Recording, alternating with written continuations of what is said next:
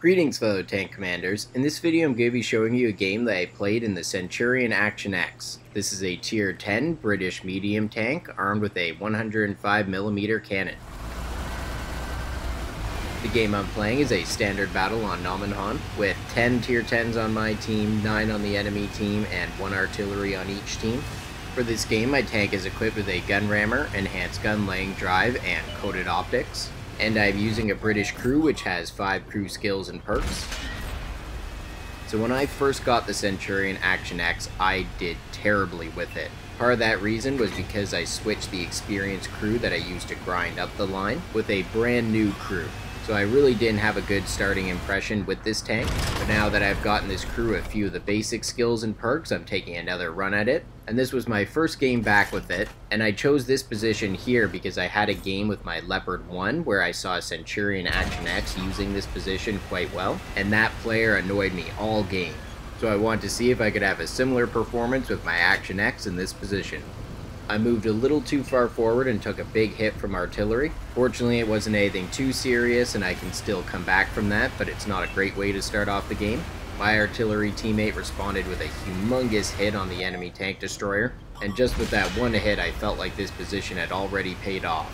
I'm going to be working this position very cautiously since I've already lost a significant portion of my hit points, and I'm just focusing on spotting out the enemies for my teammates.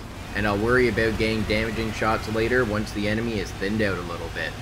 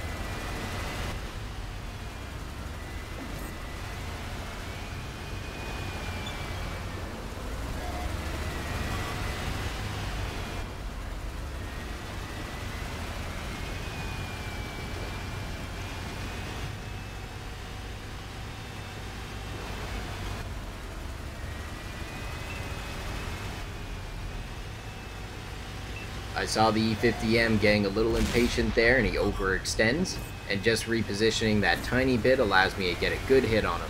My teammates are just doing a fantastic job hitting these enemies. This kind of position and game style I'm using right now really relies on team support, so it can be frustrating sometimes, but for this battle it's working out very well.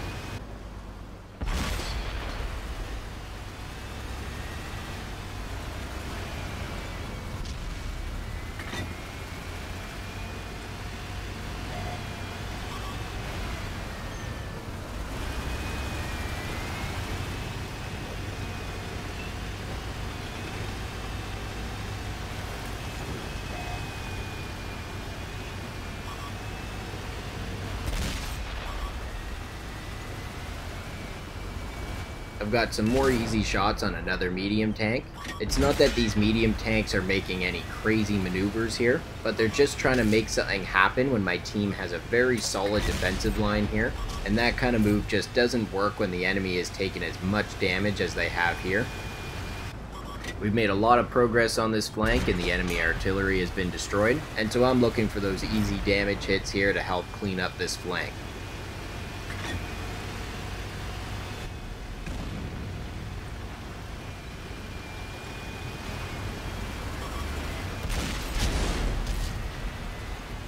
Since that Panzer VII shot, I'm not interested in getting held up by one heavy tank with this kind of momentum. Fortunately, my move pays off and it doesn't take long at all for my teammates to take advantage of the distracted heavy tank. Now I'm going to come up behind the bulk of the remaining enemies and try to get as much damage as possible before the hit points run out.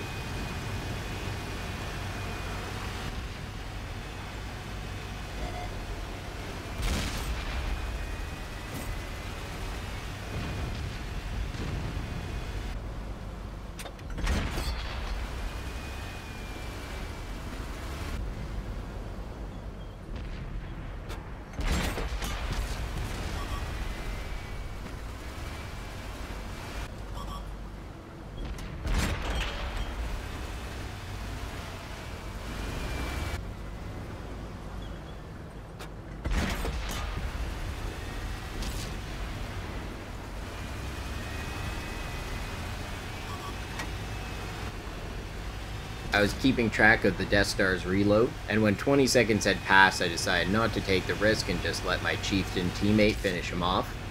I could have taken the chance for one more shot, but I wanted to make sure I was alive to get some damage on the remaining enemies, and it ends up ensuring that I get some good hits on this chieftain.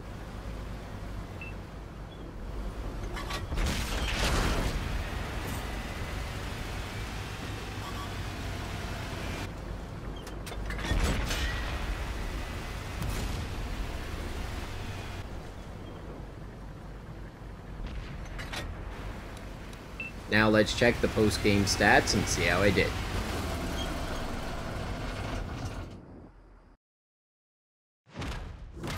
For this game I earned 119,000 silver with a 25% multiplier, and 4,984 experience with the 2x daily bonus. In this game I dealt 5,377 damage, assisted with 5,147 damage, and destroyed 2 enemies. So that's just over 10,500 combined damage. I am very happy with that contribution. This earned me a Mastery Badge Ace Tanker and Scout Medal for detecting 9 enemies.